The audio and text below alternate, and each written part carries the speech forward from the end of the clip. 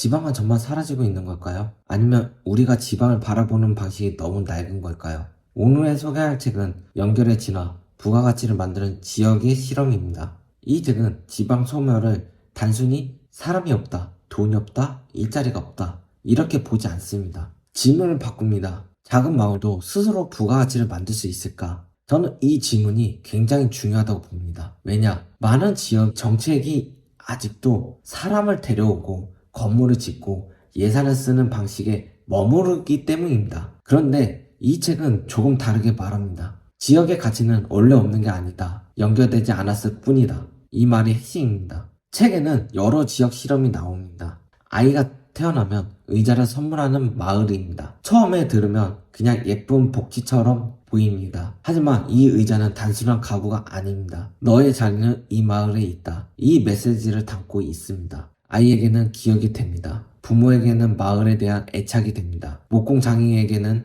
일이 됩니다. 지역에는 브랜드가 됩니다. 작은 의자 하나가 사람, 기술, 산업, 감정, 지역, 이미지를 연결하는 겁니다. 이게 이 책이 말하는 부가가치입니다. 돈만 부가가치가 아닙니다. 기억도 가치입니다. 관계도 가치입니다. 지역에 다시 오고 싶게 만드는 경험도 가치입니다. 또 하나 중요한 키워드는 관계인구입니다. 요즘 지자체들이 생활인구, 관계인구, 디지털 주민증 같은 말을 많이 합니다. 그런데 책은 아주 중요한 질문을 던집니다. 증을 발급한다고 관계가 생기는가?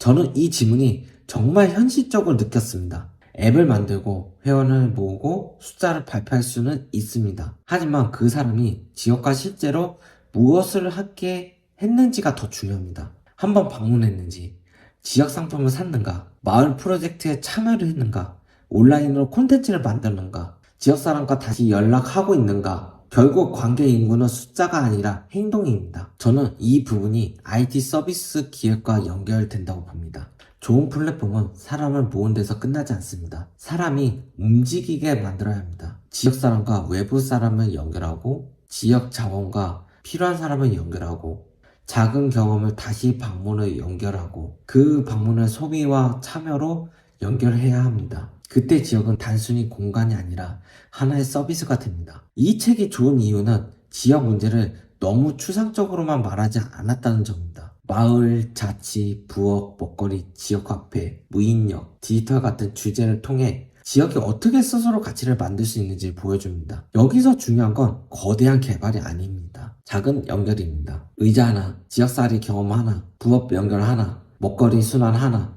무인역을 활용한 작은 실험 하나, 이런 작은 연결들이 쌓이면 지역의 이미지가 바뀝니다. 그리고 지역의 기회도 바뀝니다. 저는 이 책을 읽으면서 이런 생각이 들었습니다. 앞으로 지역을 살리는 사람은 꼭 행정가나 개발자만이 아닐 수 있습니다. 기획자도 할 수 있습니다. 콘텐츠 제작자도 할 수 있습니다.